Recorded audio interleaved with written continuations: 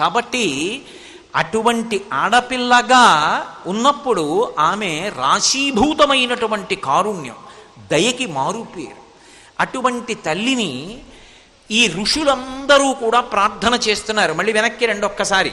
దుర్గమాసురుడు అడిగిన కోరిక చేత బ్రాహ్మణులందరూ వేదమంత్రములు మరిచిపోయినటువంటి కారణం చేత, యజ్ఞయాగాది క్రతువులు లేని కారణం చేత, వర్షములు పడకపోతే వచ్చినటువంటి క్షామమునందు పడిపోతున్నటువంటి సమస్త ప్రాణికోటి మళ్ళీ రక్షింపబడడానికి భగవంతుణ్ణి ఉద్దేశించి చెయ్యవలసినటువంటి ప్రార్థన సూక్త రూపములో వేదాంతర్గతమై ఉంటే, ఇప్పుడు వేదమంత్రములు భాషించినటువంటి బ్రాహ్మణులు ఏమని ఎవరిని పిలవాలో అర్థం కానటువంటి స్థితిలో వాళ్ళ నోటి వెంట వచ్చిన ఒకే ఒక్క మాట 2 అక్షరములతో కూడుకున్నది అమ్మా.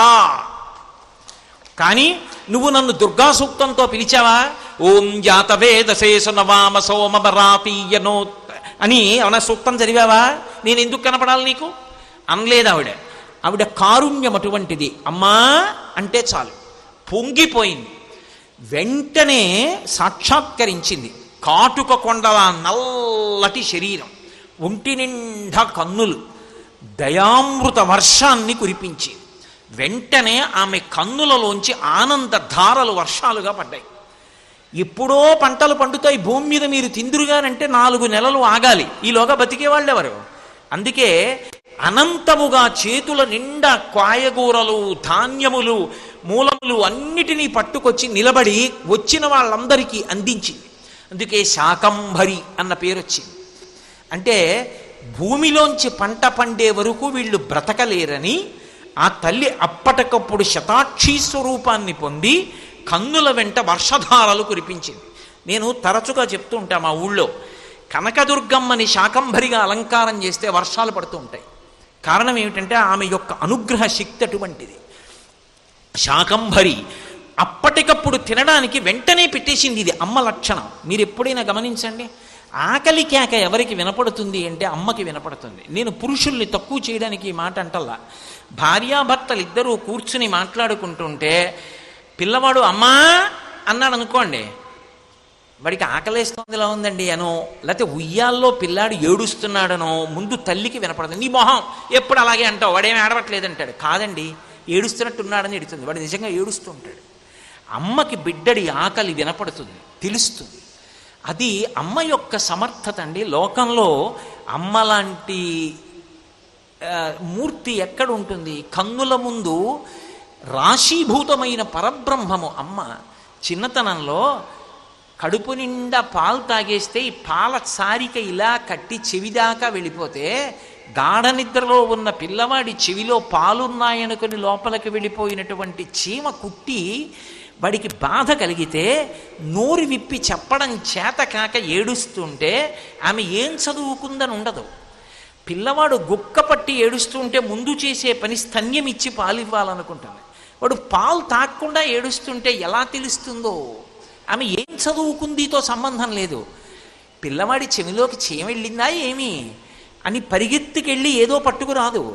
తన చీర కొంగు తిరిపెట్టి నోట్లో పెట్టుకుని ఆ తడితో ఉన్నదాన్ని గబగబా ఇలా తిరిచేసి పరమ ప్రేమతో ఆ చెవి దొప్ప ఒత్తిగిలించి లోపల తిప్పి ఆ చీమని తీసేస్తుంది. ఆ చీర కొంగు చివర తిరిగి చీమ పట్టి పైకొచ్చేస్తే చీమని చూసి కళ్ళమ్మ నీళ్లు పట్టుకుని నేను చచ్చిపోయాను రా కన్నా అంటుంది. నేను గమనించలేదురా నీ చెవిలోకి చీమ వెళ్ళడం అంటుంది. స్త్రీమూర్తి లాంటి ప్రాణి, అమ్మలాంటి వ్యక్తి, ఆడతనం లాంటి నిండుతనం లోకంలో ఎక్కడుంది? ఈ జాతి 2 చేతులెత్తి నమస్కరించింది. అందుకే మాతృదేవో భవ అని గౌరవించింది. ఆ ఆడతనాన్ని కించపరచడమే మహిష ప్రవృత్తి. ఆడతనంలో అందాన్ని అనుభవించాలనుకునేటటువంటి దుర్మార్గపు బుద్ధుందే, అది మహిషాసుర ప్రవృత్తి.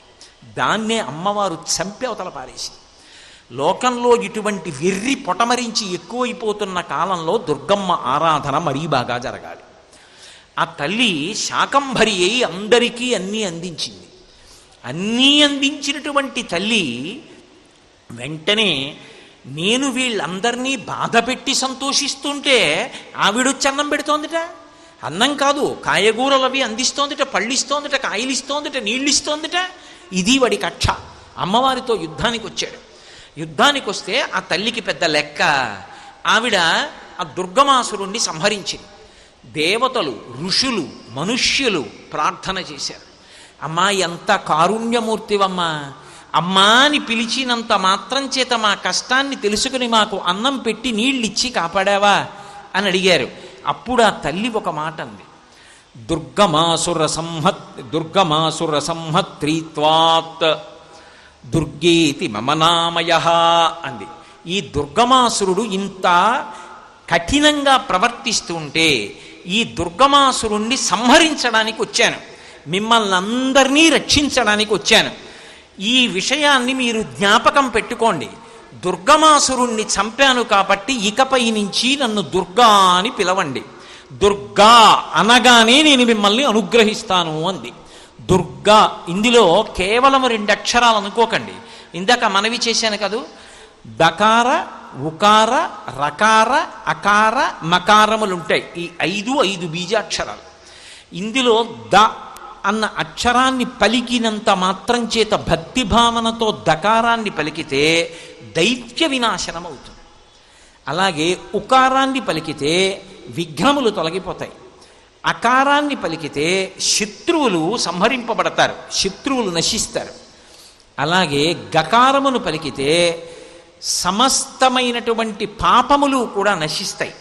అందుకే ఆ తల్లి దుర్గా అన్న పేరుతో వచ్చింది. ద అంటే దైత్యులను సంహరించే శక్తి అని నేను మీతో మనవి చేశా. జైత్యులు అంటే రాక్షసులు, రాక్షసులను చంపడానికి వచ్చింది కాబట్టే ఆ తల్లి ప్రతిజ్ఞ చేసింది దేవీ భాగవతంలో, యదా యదా హి సాధూనాం దుఃఖం భవతి దానవ తదా తేషాంచ రక్షార్థం దేహం సంధారయామ్యహం అని. నాకు అసలు నిజానికి శరీరం లేదు, కానీ నేను అనేక శరీరములు పొందుతూ ఉంటాను. ఎందుకు అలా శరీరాల్ని పొందుతూ ఉంటాను అంటే, లోకంలో నన్ను నమ్ముకుని బ్రతుకుతున్న వాళ్ళని బాధ పెట్టడానికి ఎవడైనా ప్రయత్నం చేస్తే వాళ్ళని సంహరించడానికి నేను ఒక రూపంతో లోకంలో వస్తూ ఉంటాను. కాబట్టి ద అంటే దైత్య సంహారం చేస్తుంది. ఏమంటే ఇప్పుడు రాక్షసులు లేరని మీరు అన్నారుగా, మరి ఇప్పుడు దుర్గమ్మని కొలిస్తే ఎవరిని సంహరిస్తుంది ఆవిడ అంటారేమో. నేను మీతో మనవి చేశానుగా, ఇప్పుడు రాక్షసులు ఎక్కడుంటారు? ఇక్కడే ఉంటారు. రాక్షస ప్రవృత్తి అన్న మాటకి మొట్టమొదటి అర్థం ఏమిటి అంటే దీంతో ఉండిపోవాలి.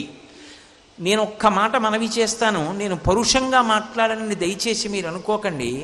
కొద్దిగా ఈ గంభీరమైన మాటని మీరు ఆలోచించే ప్రయత్నం చెయ్యండి. నా ఇంటి పక్క ఇంట్లో దొంగలు పడ్డారనుకోండి, నేను తాళం బాగా వేశానా లేదా, తలుపులు బాగా వేశానా లేదా చూసుకుంటాను. నా పక్క ఇంట్లో ఎవరో చనిపోయారనుకోండి, శవం వెళ్ళిపోయే వరకు అన్నం తినడం.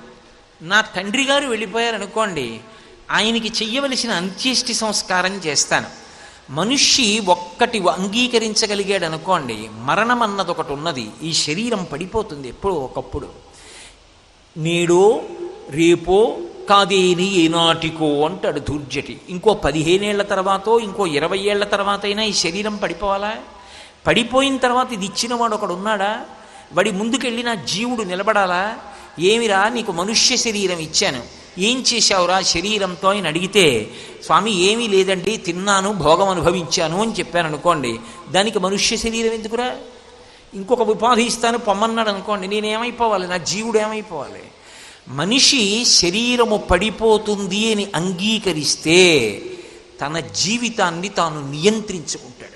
ఎందుకని అంటే జీవుడు జవాబుదారీ కనుక దీపం ఉండగా ఇల్లు చక్కబెట్టుకో.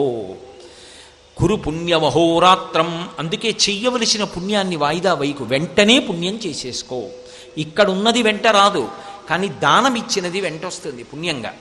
కాబట్టి ఆ పుణ్యం చెయ్యాలనేటటువంటి కుతూహలం దేనివల్ల కలుగుతుంది? అసలు ఈ శరీరం ఒకనాడు పడిపోతుందన్న సత్యాన్ని అంగీకరిస్తే, ఈ శరీరం ఉండదు అనుకుంటే, ఈ శరీరం ఎప్పుడూ ఉండిపోవాలని కోరుకున్నాడు అనుకోండి, దేనికి?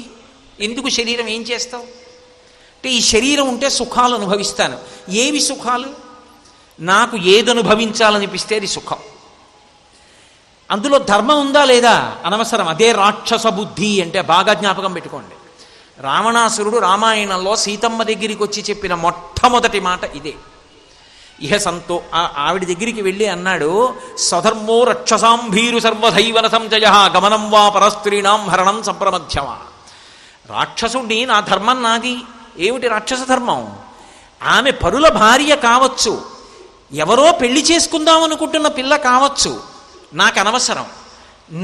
నా కన్ను ఆమె మీద పడింది కాబట్టి ఆమెని నాదానిగా నేను అనుభవిస్తానంతే. అవతలవాడు ఏడిస్తే ఆమె భర్త ఉన్నాడు, ఆమె బిడ్డ ఉన్నాడు, అక్కర్లేదు, వీడు సంతోషం పొందాడా లేదా మీరు తెల్లవారులేస్తే పేపర్లలో చదవట్లా? అదే రాక్షస ప్రవృత్తి. ఎవడు ఏమైపోయినా నాకు పర్వాలా, నే సుఖం అనుభవిస్తే చాలు. వాడికి సుఖమా కాదా, అది ధర్మమా కాదా, వాడికి అక్కర్లేదు. అలా సుఖం అనుభవించడానికి శరీరం కావాలి. అందుకు నాకు చావు ఉండకూడదని అడుగుతారు రాక్షసులు. శరీరంతో ఉండిపోవాలి, ఎందుకంటే సుఖాలు అనుభవించడానికి. ఈ శరీరం పడిపోయినా పర్వాలేదు, నాకు జ్ఞానము కావాలి, నేను పండాలి. ఈ శరీరం పడిపోకుండా ఎలా ఉంటుంది? పడిపోతుంది. పడిపోయే లోపల నేను చక్కబెట్టుకోవాలి, నేను గురువుగారి పాదాలు పట్టుకోవాలి, శాస్త్రం తెలుసుకోవాలి. అసలు ఈ జీవితంలో నేను తెలుసుకోవలసింది తెలుసుకుని పండైపోయి రాలిపోవాలి అన్నవాడు శరీరంతో ఉండాలని కోరుకోడు, వాడు జ్ఞాని. అందుకే దైత్య వినాశనము అన్న మాటకు అర్థం ఏమిటో భాస్కరరాయల వారు లలితా సహస్రనామ స్తోత్రానికి భాష్యం చేస్తూ చెప్పారు. ధన్య అని అమ్మవారికి ఒక నామం. లలితా సహస్రం పూర్తి చేసేసే ముందు వచ్చే శ్లోకాల్లో వస్తుంది ధన్య అని. ధన్య అంటే 4 రకములైన ఆలోచన చిట్ట చివర ఇవ్వగలిగినటువంటి తల్లి. మనం బ్రతికున్నంత కాలం ఏ పనులు చేసుకుంటూ వెళ్ళిపోతున్నామో ఆ పనులలో మనకి ఒకదానికన్నా ఒకటి అనురక్తి పెంచుకుంటూ వెళ్ళిపోతాయి.